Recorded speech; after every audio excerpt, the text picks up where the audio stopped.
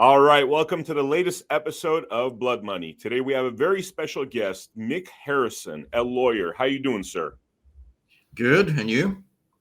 Great. So the reason I wanted to get Mick on our show is because I actually listened to a fantastic interview with him speaking about his lawsuits on 9/11, about what happened on 9/11, really what happened, the full truth. And it was very impressive what he had to say and the degree of detail that he was giving on why the truth about 9/11 has yet to be revealed. But it was very impressive. But before we get into that, Mick, I'd love to get a little bit of information about your background, what got you to this point, and onto the topic of the 9/11 cases that you have been working on. Well, it's a story that goes back a number of years, but you might find it surprising that I actually started my undergraduate career focused on government accountability, which has been my professional objective since then. I'm trying to keep the government honest and accountable to the American people. And so I was allowed to individualize my major and focus on government accountability, even in the early days of my undergraduate days. I then did a graduate work in education before I decided to become a lawyer. I was recruited to be a member of the founding class of the District of Columbia School of Law, which is a public interest, public funded law school in the nation's capital. I received my law degree summa cum laude from the University of District of Columbia School of Law. And I started my professional work at the Government Accountability Project in DC, which is a nonprofit. It represents whistleblowers and does government oversight work. And that was a good training for me for my remaining years in private practice, where I've continued to do government oversight and whistleblower work. My goal is to help whistleblowers who disclose wrongdoing, either from government agencies or big corporations, get the truth out and also protect themselves from retaliation. I also help nonprofits do government oversight and investigative work, which is sort of indirectly how I came to be involved in the 9/11 issue. My work for nonprofits led me to sort of trip over the 9/11 issue. This was shortly after Professor David Ray Griffin gave his now well-known sort of expose on 9/11 and his conclusions that there was a cover-up and there was more to the story. Particularly the use of explosives in the Trade Center buildings. I had not heard of that.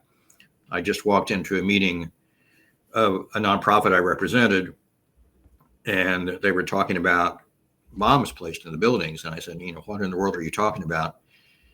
And they told me that they had, heard David Ray Griffin's presentation about explosives at the World Trade Center, which was kind of a shock to me, although having seen those buildings collapse on 9/11, it was not a complete shock. And I asked if they had any evidence to support that claim. And they said, well, there was quite a bit of evidence that Dr. Griffin was explaining to the public, and that actually there was a chemist in Bloomington, Indiana, where I am located, who had just moved to Bloomington, who was very familiar with that evidence.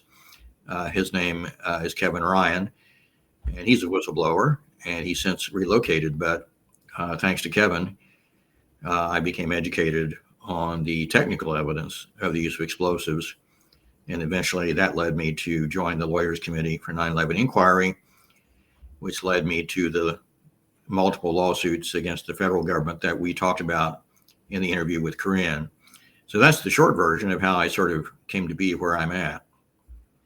Man, that's so interesting. Now, let me ask you, like, in terms of, I just want to dive right into the fire here. And what is your conclusion about 9/11 after all that you have seen, all the evidence you've seen, that you would be willing to stake your reputation on?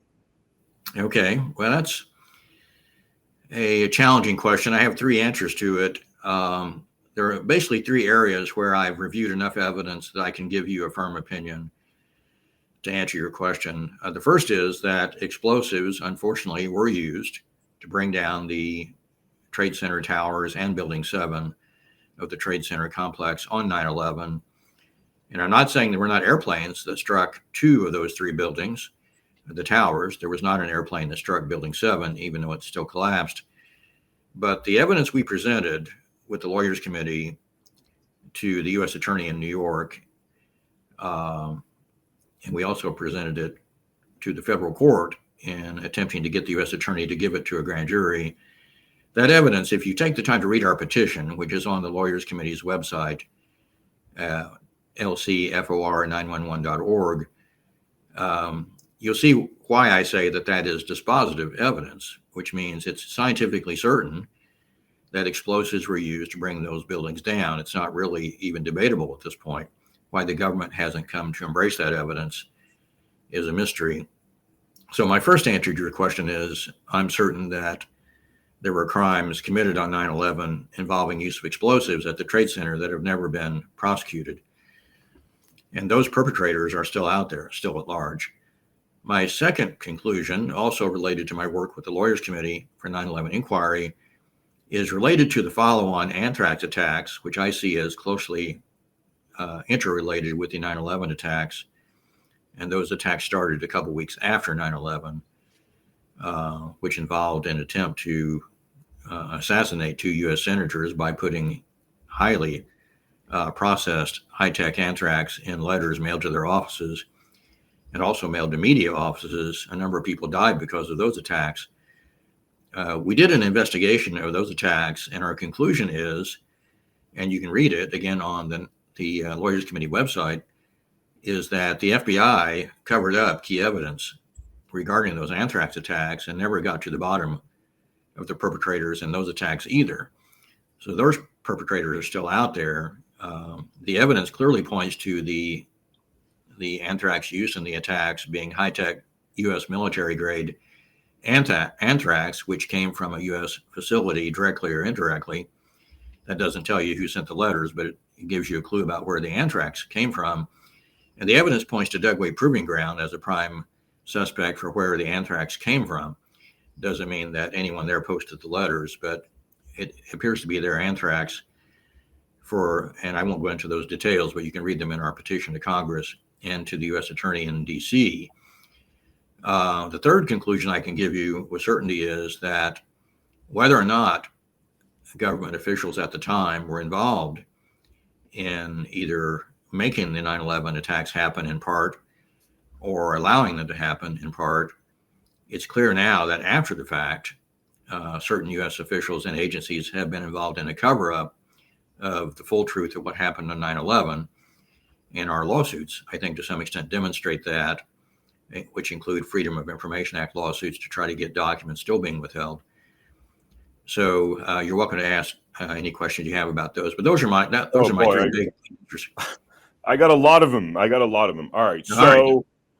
So, brings up really a lot of questions. All right. So now I'm thinking, when you're talking about this topic, I'm thinking about COVID-19, right? I'm thinking, when 9/11 and COVID-19 seem to be very similar because there's evidence that's been brought forth on what happened with the COVID-19 scamdemic. Some would say that it was basically created here at the University of Chapel, North Carolina, I think, and then transferred to China, and basically this whole thing was manufactured again. Same sort of thing. Like really, the result ultimately is that the people pay the price. And I think about other such instances, right, where we know, okay, there's certain bad guys. In the case of COVID-19, and we know there's enough evidence to lead to Ralph Baric, Anthony Fauci, in terms of 9/11, there's enough evidence to suggest that, the Project for a New American Century and some of the folks involved in that, if, as you say, government officials were involved, and the people that wanted it to happen back in, I believe, 98 via the Project for a New American Century would be the culprits. But it also seems as though there's certain untouchables in this equation that, like, it just never, none of this stuff ever comes to justice. What do you have to say about that? Well, the question you're posing is sort of the central unanswered question regarding 9/11. It also is, a question in terms of, who did it that relates to the pandemic. but focused on 9/11, we did submit to the U.S. Attorney in New York under seal, basically, not publicly, information we had that would guide the grand jury in investigating the whodunit portion of the 9/11 crimes. That question has yet to be answered fully. Perpetrators have yet to be fully identified or held to account. So I agree with you on that. I agree with you that it's an important question. I don't have an immediate answer for you on who committed the bombings crimes at the Trade Center. Obviously, someone did. It's easier to answer who benefited from those crimes. And the same is true if you go into the pandemic and what's happening or what had happened with the pandemic. There are folks who financially benefited from the pandemic. And, if you follow the money, as they say, it can be a very enlightening investigative experience. And I encourage investigative reporters, lawyers, and scientists to continue to do that on both 9/11 and on the pandemic issues. So, the folks behind the scenes who may be pulling the strings need to be brought to justice. My goal in the litigation I've done for the Lawyers Committee has been to get a grand jury to use its subpoena power and other broad investigative authorities to get to the bottom of the answer to that question of who committed those bombing crimes at the Trade Center. And, once you unravel that, you're going to start to unravel other pieces of the 9/11 mystery regarding, what exactly happened at the Pentagon, what exactly happened at Shanksville, Pennsylvania, and some other related matters. So it's an investigation that's still in progress, Vem, and it's not, we should be some 21 years later in a position to answer the question you raised, which is exactly who did the 9/11 crimes. And we're not in a position to answer that fully. And the reason is that the government has been engaged in both active cover-up of citizen efforts to get to the bottom of that, and also they haven't done their own job, particularly the FBI, in getting to the bottom of it, even though the law requires them to do so. Wow. All right. So JFK is another one that comes to mind, right? And I'd like to lead you through a journey here to my question, which is that who benefited from the JFK assassination. If you actually look at the facts, there was a really good Roger Stone book that was, I think, pretty well cited. In terms of, one of the people that had the most to gain was Lyndon Johnson, especially since there was an investigation going on to a lot of crimes that him and his, supporters had done throughout the years, including potential murders of opponents and that sort of thing, right? And there's other parties like the military industrial complex they also benefited from the assassination of JFK. So there's, evidence of who benefited from that and then COVID-19 as well, the people that have big stocks in pharmaceutical companies, the people that are supported by the farm. I mean, it's like you could follow the money pretty clear there. In terms of 9/11, who are the parties that benefited the most? Well, the first category of parties, I would say, would be those who wanted a war in Iraq and Afghanistan. And some of those folks are on the public record. I'm not going to give names for you myself today. I prefer to hold that for when I have dispositive evidence to answer the perpetrator's question, which I don't at the moment. I am prepared to give a grand jury what I know about who should be investigated. But I think the folks who wanted the war... Sorry to interrupt you, but you brought something there really interesting. So who should be investigated? Well, I think the folks who... basically, it's the same answer to the question you asked, which is who benefited. Okay. The folks who benefited include the military industrial complex, who always benefits from a war. This turned out to be an ongoing war on terror that's lasted 20 years plus. I hate to think how much money was spent on that effort. Folks in the oil industry may have benefited from, the change in control of Afghanistan and Iraq, which are both oil producing and oil pipeline countries. So that's an area that needs to be fully investigated. There were folks who benefited financially from the destruction of the buildings, insurance payments and so forth. That may have been coincidental. But, anytime you have folks, I think any detective will tell you in investigating a standard murder, anytime you have someone benefiting by millions, or in the case of the military industrial complex, billions or trillions of dollars from a crime, they need to be looked at and investigated, even if just to rule them out. And as far as I can tell, those investigations have never been done. Wow. Sorry. So one of the things that the viewers should really look into is Project for a New American Century. You could easily find it by searching it online. And the reason I bring that up is because Mick, is it safe to assume that whoever was involved in the authoring of the Project for a New American Century was somehow involved and or should at least be investigated? And to further viewers, just to state why I'm asking that question, basically Project for a New American Century, as I had stated earlier, said that we desperately need some kind of major terrorist attack to get the United States mobilized to go to all these wars in the Middle East. And it wasn't just Iraq, it was Iran, I believe Iran, Afghanistan, and like maybe 2 or 3 other countries. But Mick, what's your answer to that question? Well, I don't have any allegations at the moment against anyone as perpetrators, including PNAC, the Project for New American Century. However, I agree with you that PNAC issued a report that essentially said, the United States should take advantage of this moment in history and maintain their global dominance militarily, but the U.S. citizenry would not be likely to want to use the U.S. military to do that sort of world dominance type of action, which would require essentially acts of war, unless they had some kind of new Pearl Harbor. And that was a phrase actually used by PNAC, some kind of new Pearl Harbor. And you may remember on 9/11, after the attacks, the media started using that phrase, new Pearl Harbor, which may be a coincidence. But essentially, PNAC got what it, in a way, asked for. It got its excuse for the citizens to be upset enough, angry enough to go to war, when otherwise, I think the U.S. citizens would not have been inclined to go to war.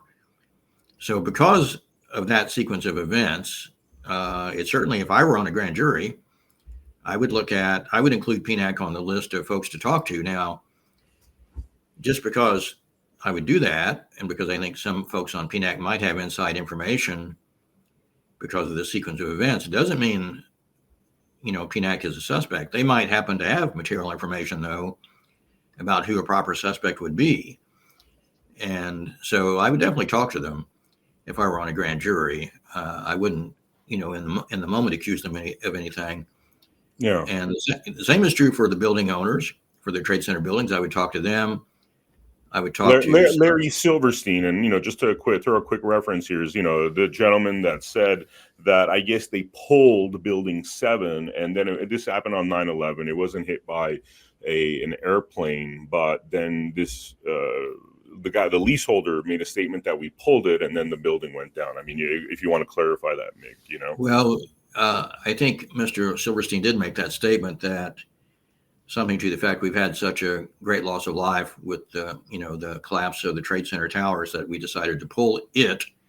And I don't know if anyone besides Mr. Silverstein knows what he meant by pull it. He could have meant pull it in the sense of the term in demolition industry of, bringing a building down by explosives. That's not something, though, you can do on a moment's notice on a building of that size. You couldn't do it on the same day. He could have meant pull the firefighters from the response, but he wouldn't normally refer to a firefighting team as it. So I don't know what was meant by that answer he gave on national media. And because of that, I think he is someone who a grand jury would want to talk to. And again, he might have material information that would help a grand jury investigate who the perpetrators might be, even if he happens to be completely innocent. So there's more to be asked there. And I don't know why the U.S. attorney is so reluctant to have a grand jury ask these questions of the relevant people, but that process is long overdue. Yeah. All right. So let's talk about the anthrax. Okay. So it seems as though, and this was my reading of how you kind of place that timeline, is that, all right, 9/11 happens, and obviously there's a lot of fear going around, right? Potentially who were the culprits behind 9/11, the people that you want investigated, then did the anthrax scare hoax. Is that correct in how it may have happened? Is that In the what? sequence, Yeah. in the sequence, you're correct that the anthrax attacks followed on the heels of the 9/11 attacks, and both significantly were talked about in the media, at least initially, as if they had been perpetrated by the same people. You may or may not remember that the media and some members of the government initially wanted to blame the anthrax attacks on Al Qaeda, on bin Laden, on foreign terrorists, and then it became clear weeks later, fairly quickly, that the anthrax used in the attacks was high-tech U.S. military grade, and the foreign terrorist theory got dropped by the FBI because it just didn't hold water. But the point of the moment is, initially, there was an attempt to blame the same terrorists for the anthrax attacks as for the 9/11 attacks.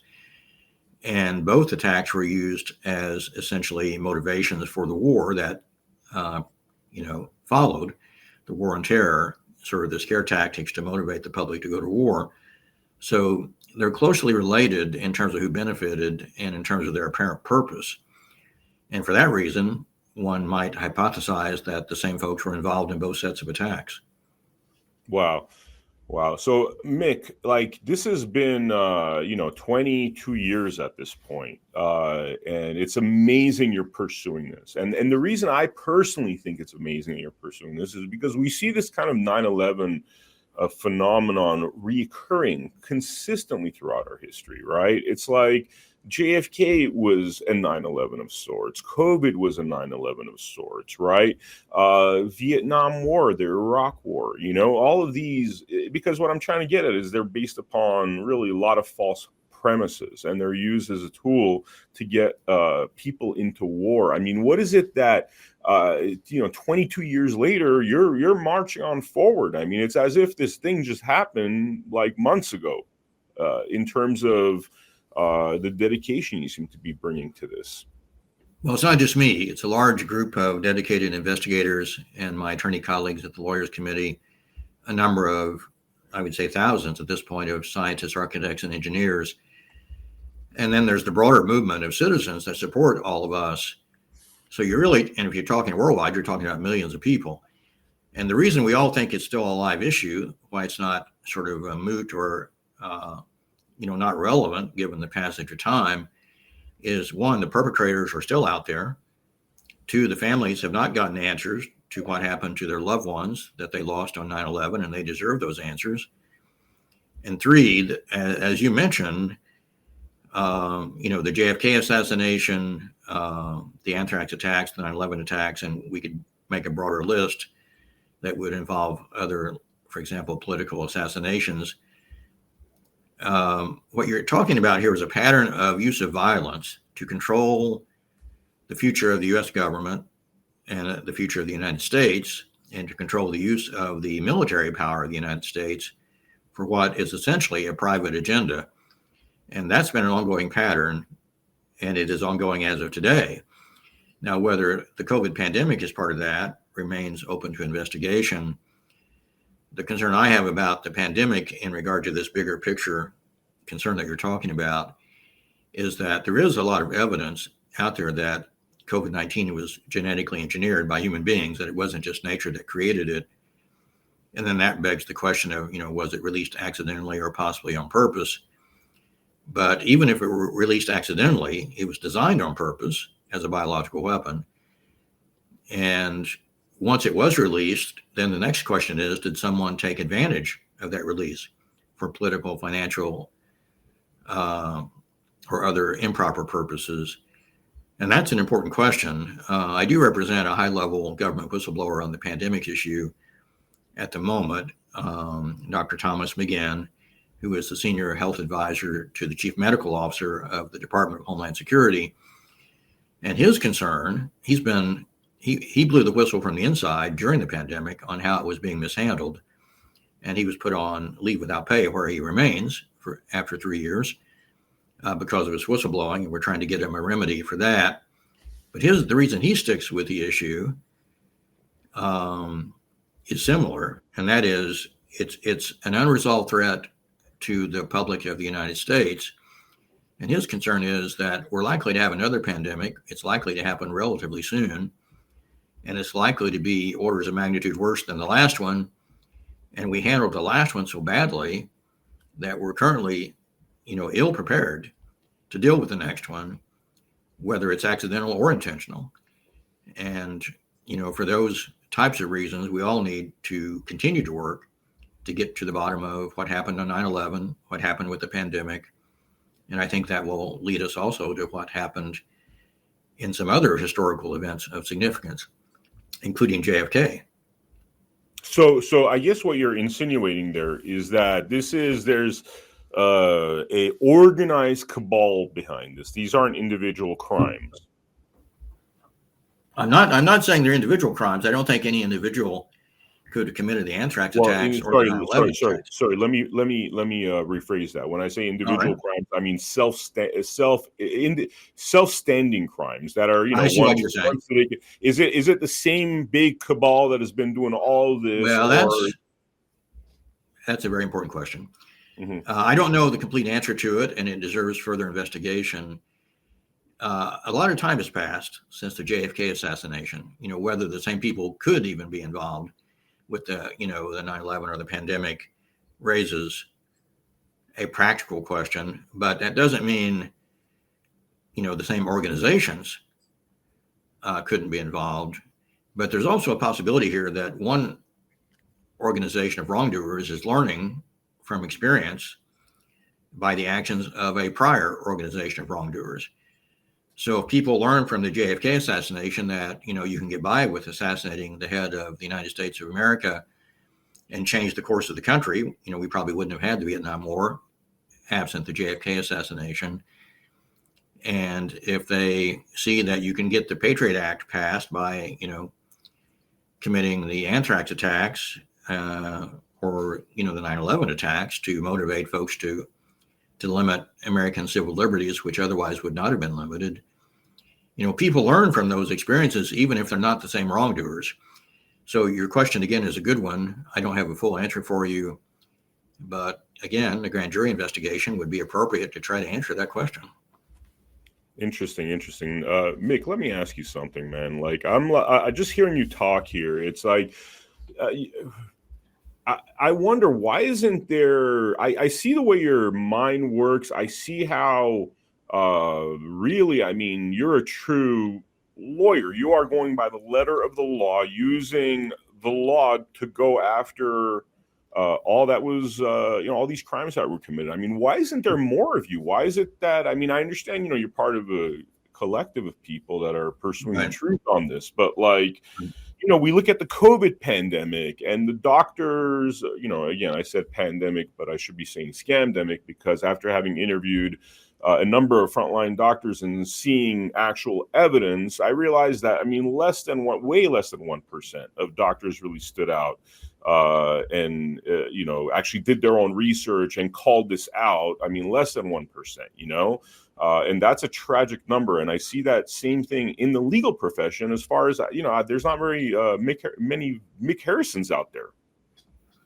Well, I know a lot of good folks in the legal profession, a lot of good public interest lawyers. Not many of them have jumped into the 9/11 issue. You're right about that. And I wish more of them would. Some have certainly investigated the JFK assassination, and some are now looking at the pandemic issues. But I agree with you that more attorneys should be involved. I mean, we all take an oath to defend the Constitution, and we really should take that oath more seriously. It's like that old Shakespeare line about, first we kill all the lawyers, which I believe was a recognition of the role lawyers can play in exposing government misconduct and should play.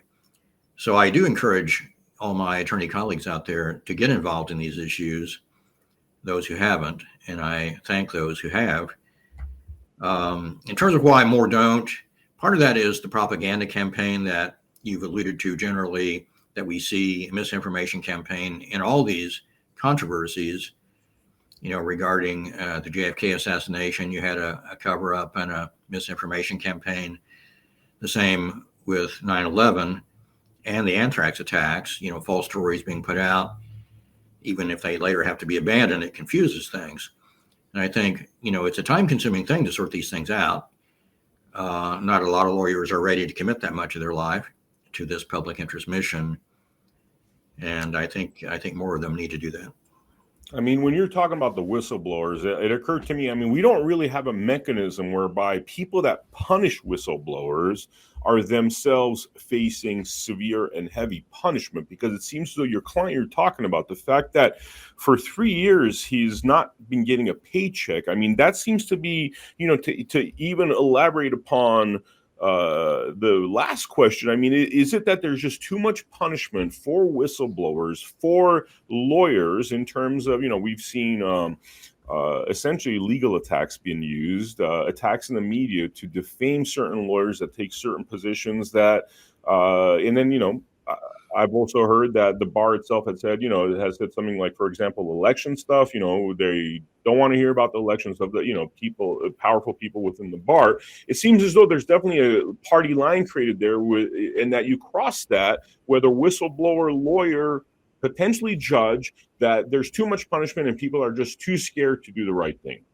Yeah, I don't know about that. There may be some folks who are not wanting to take that risk, but there are a lot of lawyers out there who take risks every day, risk to their professional career, risk to their lives, to do what they think is right. And I give them credit for that. But so I think your concern is real but overstated. I've won or settled most of my whistleblower cases. I think it's probably, haven't counted it up again recently, 80 to 90% of my whistleblower cases got won or settled. So the remedies are available to whistleblowers. You have to work at it, of course. It's not easy. And you either need to pay a lawyer or find a lawyer who will work for you without pay, and that's not easy.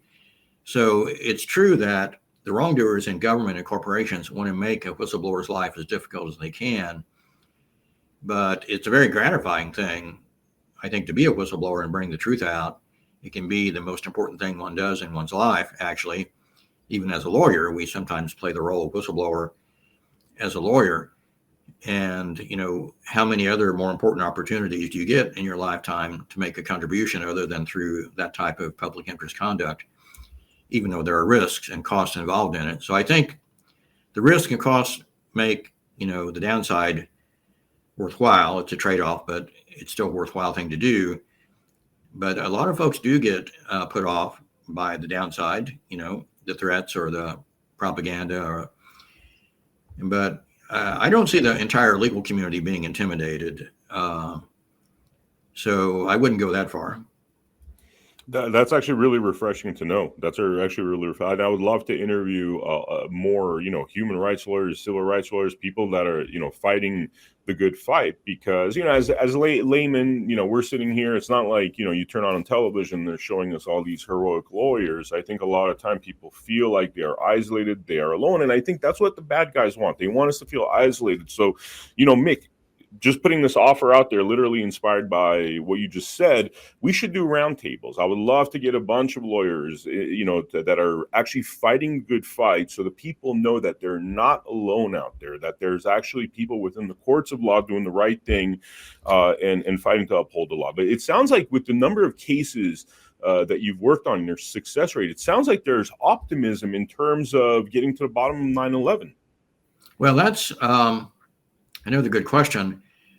I'm more optimistic, although I would say cautiously optimistic, than some of my colleagues on getting to the bottom of 9/11. It comes from 31 years of being a lawyer, using what we call a campaign approach on public interest cases, where you don't rely on litigation alone, but you use Congress, you use the media, you use investigations, you use public education, you use a combination of techniques that are best suited for the problem you're facing. And the goal is to get your expose in the hands of someone with authority outside of the sphere of control of the wrongdoers. And that has been accomplished over the years in cases I've worked on and in cases I've seen my colleagues work on.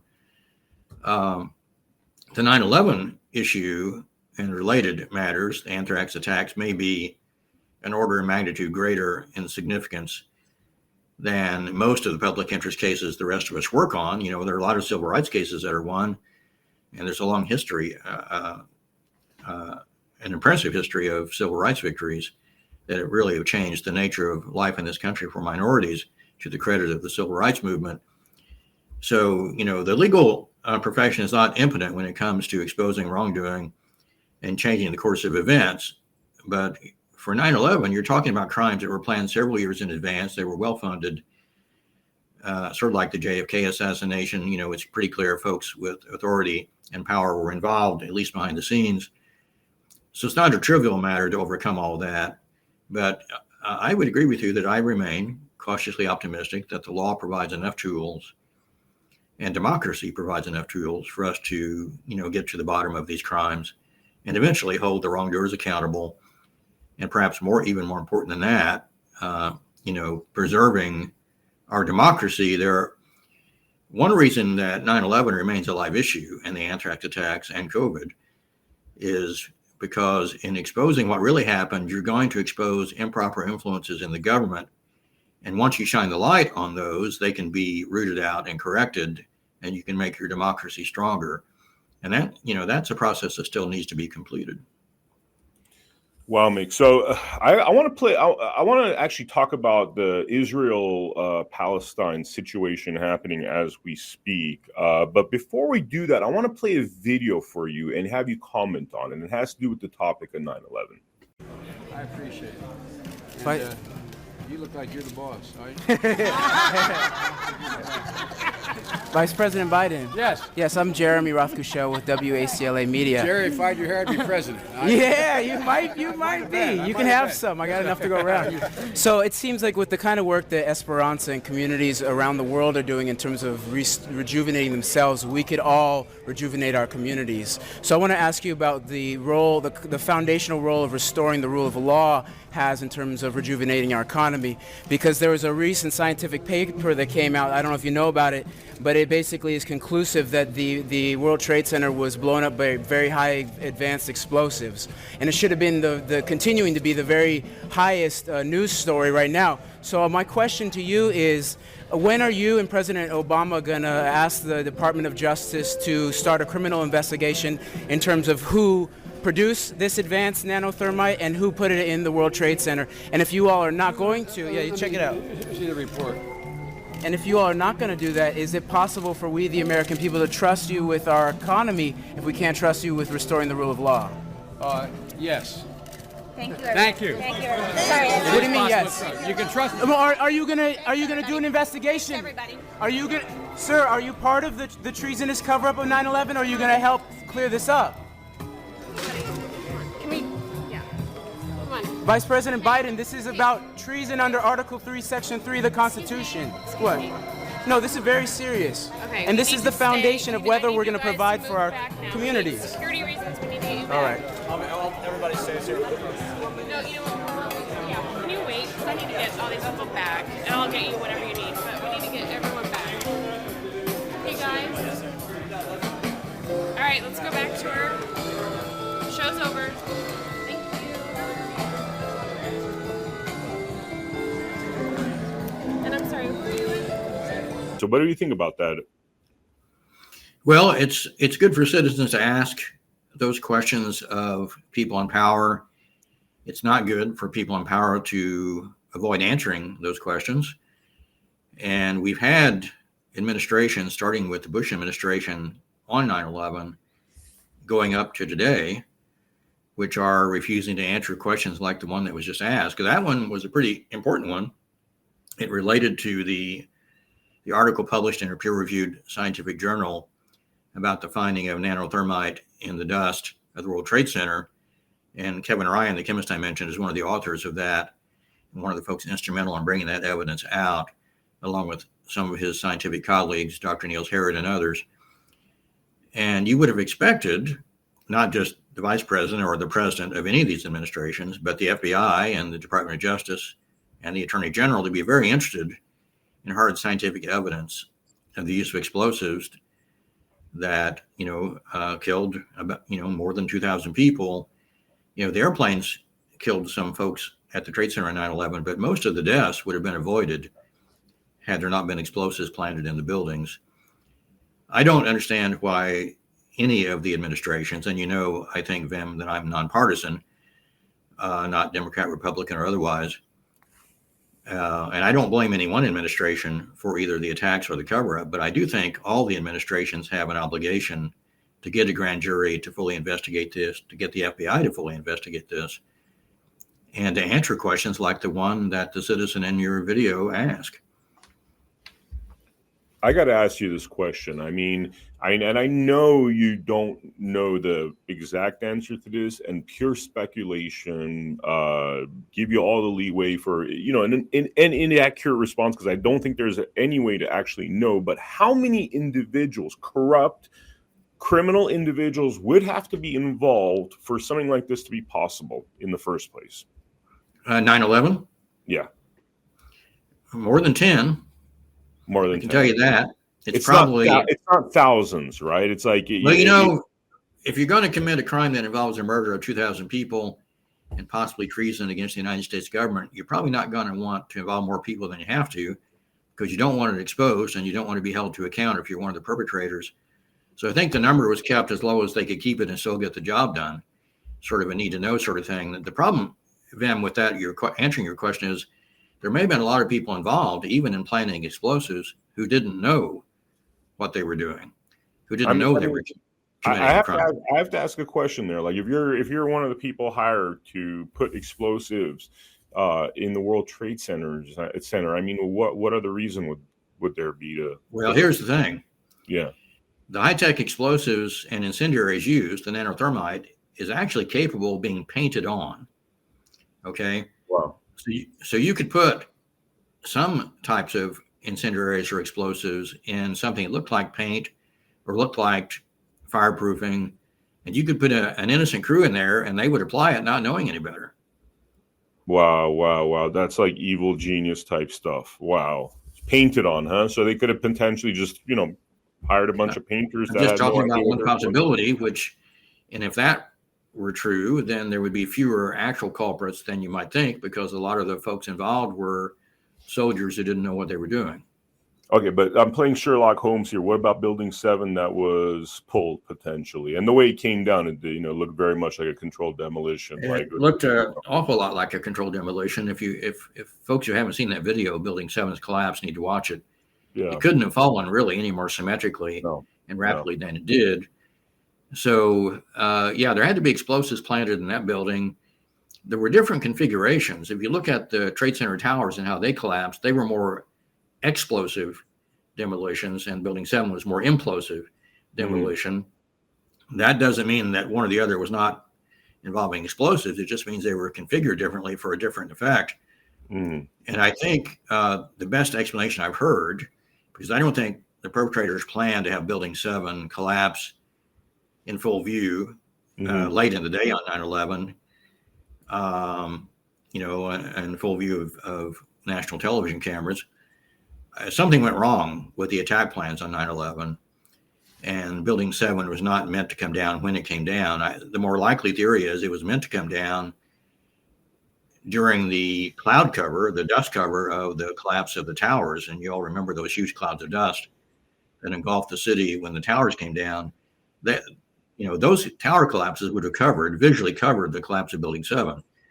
So it's entirely possible, Vem, that there was a plan for another plane to hit Building 7, and that plane did not arrive for some reason, possibly because of the unprecedented, fairly rapid shutdown of the airspace by Secretary Mineta at that time of the Department of Transportation. So Building 7 is a big clue here, and folks need to attend to it. And the fact that the government issued essentially a false report on Building 7's collapse. That's one of the lawsuits I'm engaged in for the architects and engineers for 9/11 Truth.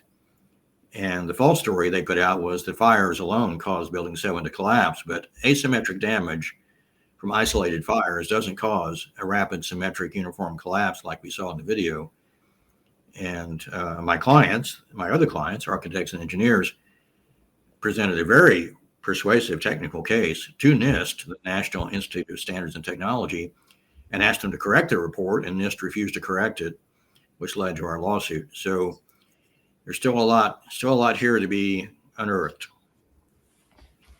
Wow. So, all right. Now, let me ask you about the reason I bring up the Israel versus Palestine situation is because this has become another very heated, polarized topic, right? So on 9/11, let's just rewind the clock back here with the emotions being the way that they were. If you were like a week later, you said, hey, I think George W. Bush did this, people would have probably, beat you on the streets or something. The emotions were so high.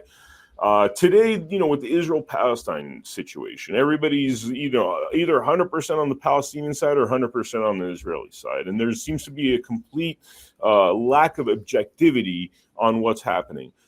Furthermore, on that topic, there's a lot of people that are questioning how it was possible with the powerful intelligence apparatus and other foreign countries that are supportive of the intelligence apparatus of Israel, that so many warnings like 9/11 were ignored. So I think some of the first warnings by the Egyptian intelligence were about a year before it happened. I think the most recent warning might have been even the day of, and definitely 3 days before. So there was consistent warnings that something like this was coming. Yet, we're told that, Hamas in parachutes or gliders or whatever was able to massacre 900 people and chop off babies' heads. What's your kind of, with the experience you have and what you've seen throughout your lifetime, what's your immediate thoughts, reactions, and questions to this topic? Well, I have not, investigated the Hamas-Israel conflict specifically, and the recent events in particular. And there hasn't been a lot of time to really get an investigation done of the recent events. But I do have a concern that there is a similarity, just like Kevin Ryan, the chemist, put out a paper on, the parallels between COVID and 9/11. And architect Richard Gage has been articulating Kevin Ryan's work publicly on those parallels. You can start to look for parallels in this controversy as well. One of the parallels is, an unexplained failure of security. We saw that on 9/11. How did the airplanes not get intercepted, or how did at least some of them, the Pentagon and Shanksville, not get intercepted, unless they did, and we weren't told. But so there was, an apparent failure of security in 9/11. The government said there was a failure of imagination. Even the 9/11 Commission said that, and then we learned later that there were actually training events where they anticipated this very thing of airplanes being used as weapons. So you wouldn't expect Israel to miss an attack of this size. So it raises the question, did Israel have some reason to let it happen in whole or in part for, maybe to promote a war that is now in the process of progressing? I hope that didn't happen that way. But there are similarities that suggest someone should be investigating that possibility. But there's also, there are questions on both sides, and there are always two sides to a controversy like this. Why would Hamas or Hezbollah or some other group instigate an attack like this that has a predictable response?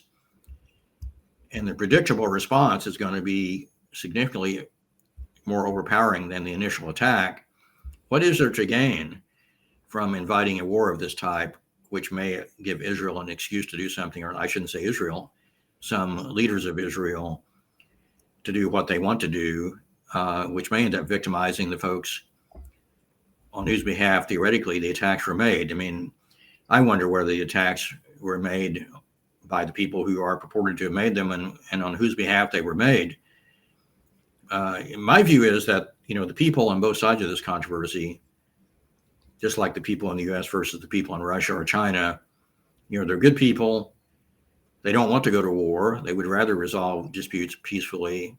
Those who have religious beliefs, most folks honor those beliefs and understand that there's no religion really in the world that would justify a knowing killing of children, which apparently is happening on both sides of this controversy at the moment, which I find very disturbing. So I'm glad you said that, by the way. I'm glad you said that because I just kind of riffing off of what you said. This morning, I got into an argument with a priest who essentially was, having this kind of like, wipe them all out type language, right? And, bringing up things that are just not possible. Oh, hey, is Israel let the Gazans know that they got to evacuate, and they should be able to evacuate. Well, all the borders are shut down. There's really nowhere to evacuate because it's a blockade. So I just found there was a lack of information and really talking about the gray areas to the situation, which seems to be completely lacking at this point, to get the same kind of fervor that we got on in 9/11, that we got, every time we were made angry about something in order to lead us to a war. So it seems as though that's the ultimate. Would you say it would be what I'm saying is accurate or inaccurate? That seems to be like all these kind of events seem to be really leading to some kind of a huge war, conflict, massacre, justification of massacres. Another question, because recently I think the foreign minister of Israel equated all the civilians of Gaza as militant fighters. That it was pretty much open game, like we could kill any of them. I believe we need to be careful, even in the case of a war that might be justified, and there may be wars of self-defense that are justified. I'm a peace-loving person myself. I don't believe in war, but I do believe people have a right to defend if they're attacked, and they have a right to defend to protect their children if their children are at risk of being killed by the attack. But you don't, and I think it may have been President Biden who raised a concern about this recently, you don't engage in war in a way that essentially undercuts your ethical principles or the international rules. And killing children knowingly is simply a violation of every kind of rule you can think of, religious, ethical, or the rules of war. So being attacked may allow you and justify you to defend, but it doesn't justify you to engage in tactics that knowingly kill children or non-combatants. I don't believe everyone living in Gaza is a combatant. So, I think the people on both sides of this controversy and folks not involved in the controversy need to weigh in on this and try to bring pressure to bear to resolve this conflict without this escalating. We all could be a victim of an escalating war. None of us need that. Yeah.